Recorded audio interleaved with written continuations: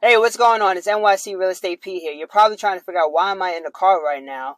Like, what are we doing? Well, this is the first property tour for this channel, and of course, it's windy as ever. So, stay tuned to check out this lovely home.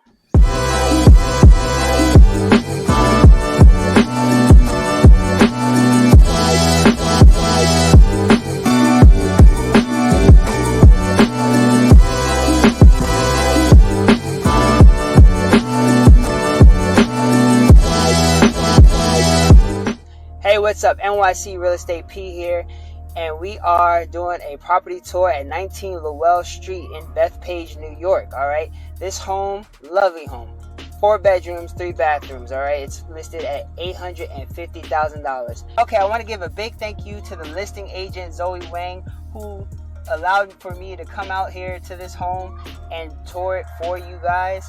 Okay, big shout out to Zoe Wang over at E Realty International Corp. All right, so if you're ready to see what this lovely home looks like, let's get to it.